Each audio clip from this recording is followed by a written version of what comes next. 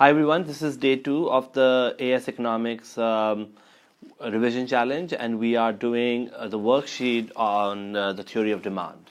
So let's get the first question. The first question says this, that the demand for a product is inversely related to its price, ceteris paribus. What does ceteris paribus mean in this context? So when we were describing the demand curve, we said demand curve is downward sloping, which means when the price of a good goes down, the contrary demand it goes up, right? But ceteris paribus would mean keeping everything else constant. Keeping everything else constant. When we say everything else, we mean factors affecting demand should be kept constant other than price, because when you change price, you are moving along the demand curve. And that's why your price goes down, your contrary demand it goes up. So keeping everything else except for price constant, you can draw a demand curve, because if you don't keep everything else constant, you could actually see a demand curve to shift. For example, let's say if I don't keep income constant, then the demand curve will shift. So when we're making a demand curve, a particular demand curve, we say keeping everything else constant, or ceteris paribus, when the price of a good goes down, the contrary demand it will go up. In the next question, they say that in the diagram, D1 is the initial demand curve for student places at universities. What would cause the demand curve to shift to D2? So demand curve is rising, but what I have on my x-axis is student places. So this is like quantity, how many student seats or places are there, and then there is fees, or which is the price right now. So if you look at this, in this question, they're asking us what could cause basically the demand for university or student places to go up. So this could be what we call a non-price factor. And one non-price factor that can result in demand for universities to go up could be an increase in graduate earnings compared with non-graduate earnings. So if graduates are paid more, then clearly demand for universities will go up. So that's why C is the right answer. And quickly looking at a decrease in student fees for universities would mean it's a movement along the demand curve, because if the fee goes down, I'm going to move along the demand curve. So A can't be the right answer. In this next question, they say D1 shows an individual's initial demand curve for public transport. So I have a quantity of public transport, and then I have prices of public transport. What is interesting to see here is that it's a different kind of a shift taking place. Like at low prices, look at this, guys. At low prices, the demand is falling little, but at high prices, the demand is basically falling much more.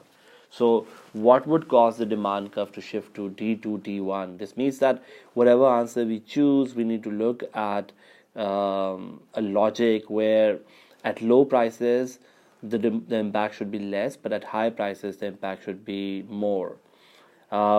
If you look at A, the A says the cost of running the individual cars rises. If the cost of running the individual car rises, then clearly people will demand more of public transport. So A can't be true. B says that the individual is banned from driving. If the individual is banned from driving, then of course there won't be any sort of demand to start off with. So for private transport, so he's going to move to public transport completely. Doesn't seem to be the case of a non-parallel shift happening here. The price of public transport rises. If the price of public transport rises, it's a movement around the demand curve. So C can't be true as well.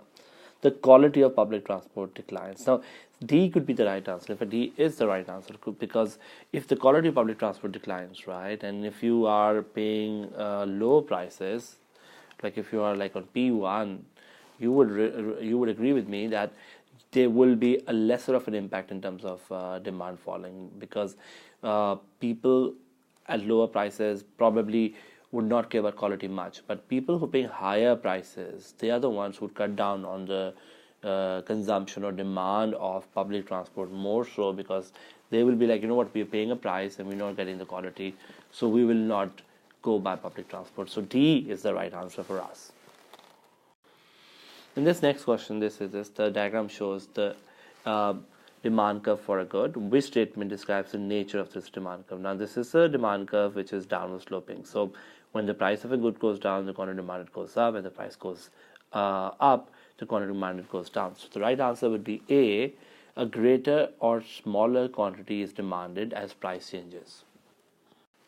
In question 5, they say what is likely to affect the position of the demand curve for tickets to pop concerts but not the position of the supply curve. So I'm looking at a thing which can make the demand to shift, okay, and not the supply to shift. I know we will do supply later in the next video, but let's look at what's the demand factor. So a change in income of potential consumers. A change in income of potential consumers definitely is a demand side factor. Remember we said this, when income changes, be it normal or inferior good, demand will change, and therefore A is the right answer. But let's look at other options as well. B says a change in price of tickets to concerts. If there's a change in price of tickets to concerts, clearly that's a supply side factor. A change in rents also is a cost factor, so supply side factor. A change in seating capacity is again a supply side factor and not demand factor. So A is the right answer. In this question, they are asking us what is treated as a variable in constructing market demand curve. So when we are making a market demand curve, we are horizontally summing up individual demand curves, right?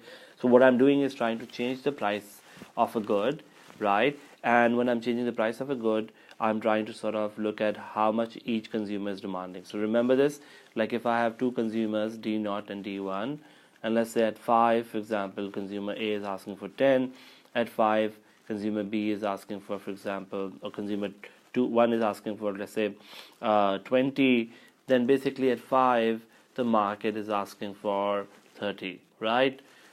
Similarly, at price 4, if the consumer is asking for, let's call it A and B, consumer A is asking for example, 15, and at 4, for example, consumer B is asking for, 30, then the market is asking for 15 plus 30 would be 45, right? So from here, I am trying to do is that I'm trying to basically change the price and then finding out, horizontally summing up the quantities to find out what my market demand would be. Make sense?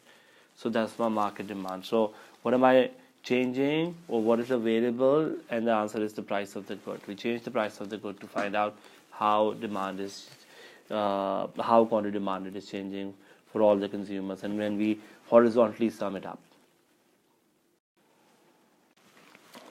The next question is similar. It says, along which axis can the market demand curve be aggregated from individual demand curves? So basically, when we are aggregating market demand curves, individual demand curves, we are horizontally aggregating it. So it's along the horizontal axis only. So keeping the vertical axis the same, and I'm horizontally adding up each individual consumer's demand curve. So that's why P is the right answer.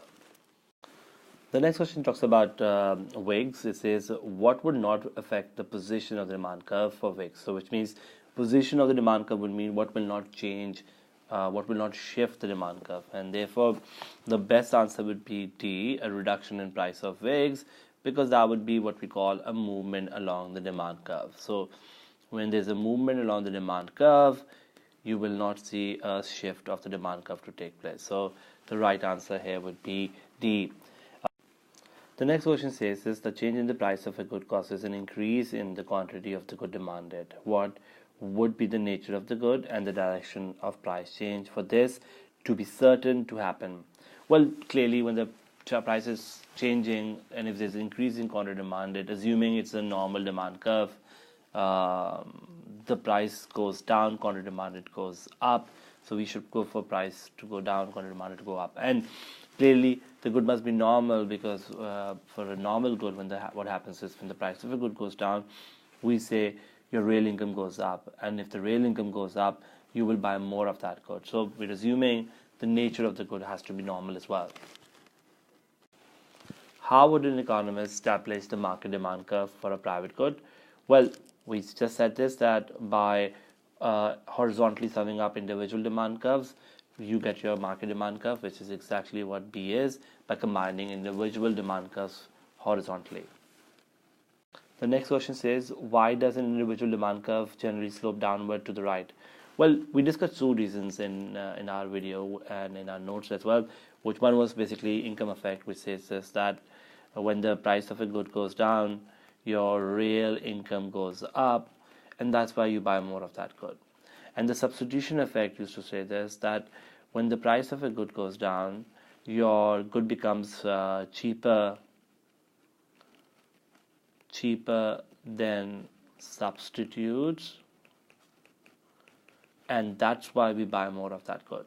Now, there's a third reason which we did not discuss, and which is something which we discussed more in A2, but it's actually told or asked here, which is why I want to talk about it now, which is basically A, that says the additional satisfaction an individual gets from consuming most goods decrease. So we say this, that it's called the utility sort of factor.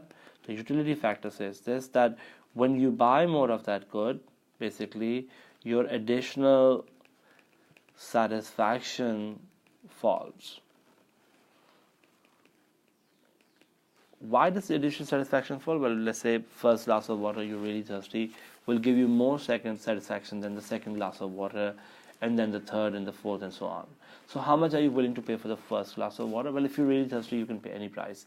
How much will you pay for the second glass? And the answer would be a little lower than the first one, and so on, right? So when your quantity goes up, your additional satisfaction goes down, and therefore what it says is that you will pay a lower price, which would mean when your quantity goes up, right? When your quantity goes up from, let's say, Q0 to Q1, you are paying a lower price, right? And that's exactly what A is saying. The additional satisfaction an individual gets from consuming most goods decreases as consumption increases.